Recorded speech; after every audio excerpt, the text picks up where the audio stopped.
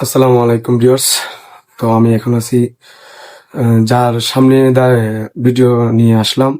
ওনাকে দুই তিনটা প্রশ্ন করা হবে। তো আসলে ভাই আসসালামু আলাইকুম। ওয়ালাইকুম আসসালাম। ভাইয়া এই যে ফেসবুকে ঢুকলে আমাদের ম্যাডাম আমরা জানি যে ম্যাডাম অসুস্থ। এই নিয়ে ফেসবুকে ঢুকলে নানা রকমের গুজবের সম্মুখীন হইতেছি আমরা, ঠিক আছে? এই নিয়ে ভাইয়া বিষয়টা নিয়ে যদি আপনি কিছু বলতেন আর কি। ধন্যবাদ আপনাকে।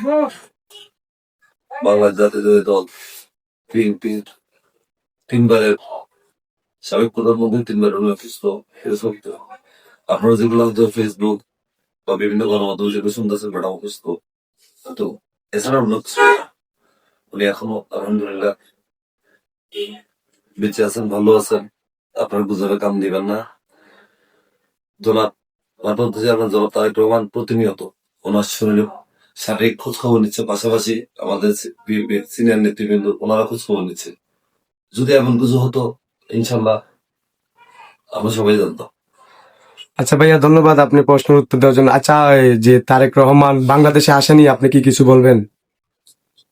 আমরা জানি যে ঢাকা যেখানে ম্যাডাম ভর্তি আছেন যে ক্লিনিকে, এখানে অনেক রকমের ব্যারিকেড দিয়ে মানে বাধার সম্মুখীন অনেক করা হয়েছে। তো এই বিষয়ে যে কিছু বলেন আপনি আর কি, মানে। ধন্যবাদ আপনাকে। আসলে উনি গত পরশু দিন যাবত ওনাকে বাংলাদেশের ভিভিআইপি অলরেডি উপাধি দেওয়া হয়েছে, যার কারণে ওনার নিরাপত্তার জন্য এখানে প্রশাসনিক ধরনের সহযোগিতা বর্তমান গভর্নমেন্ট এগুলো নিয়েছে। এগুলো বিভ্রান্ত দেওয়ার কিছু নেই। আর পাশাপাশি আপনারা যেটা বলতে চাচ্ছেন, আমাদের ভারপ্রাপ্ত চেয়ারম্যান জনাব তারেক রহমান উনি কেন দেশে এসেছেন, আসলে উনি উনি শুধু একটা গোষ্ঠীর সম্পদ নয়, তারেক রহমান সমগ্র বাংলাদেশের মানুষের সম্পদ। এগুলা ওনার ইচ্ছার প্রতিফলন কোনো কিছু নেই যে উনি একা আসতে চাচ্ছেন। উনি আসতে চাইলেও আসতে পারে না, কারণ হলো যে একটা দলের সিদ্ধান্ত, বৃহত্তম একটা গোষ্ঠীর সিদ্ধান্ত চিন্তা করে হয়তো বা উনি আমাদের চেয়ে ভালো বুঝে উনি কেন আসতেছে না। আর পাশাপাশি গোয়েন্দা সংস্থানের ব্যাপার আছে, পাশাপাশি দলীয় কর্মকাণ্ডের ব্যাপার আছে, পাশাপাশি দেশের সাধারণ জনগণের একটা ব্যাপার স্যাপার আছে। উনি আসতেছে না, উনি আমাদের চেয়ে ভালো বুঝে।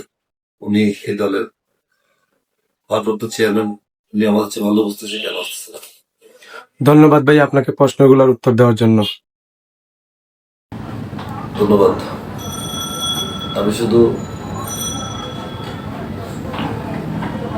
সময়ের সাথে এগিয়ে চলা টিভির মাধ্যমে বা ইউটিউব চ্যানেল বা ফেসবুক চ্যানেলের মাধ্যমে বলতে চাই, দেশটাতে বেগম খালেদা জিয়া শারীরিকভাবে অসুস্থ, দেশের এই ক্লান্তির মধ্যে ওনার আমাদের মাঝে থাকা অবশ্যই প্রয়োজন।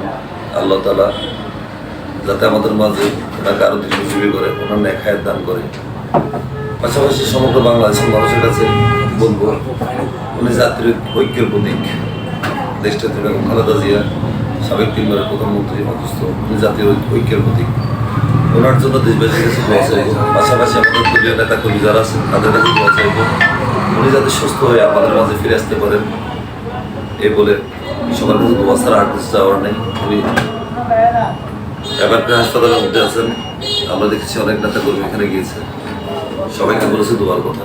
আমরা বলবো দোয়ার উপর আর কোনো কিছু নাই। উনি যাতে আমাদের মধ্যে ফিরে থাকে, ওই জন্য সবার কাছে দেশবাসীর কাছে দোয়া চাই। ধন্যবাদ আপনাকে।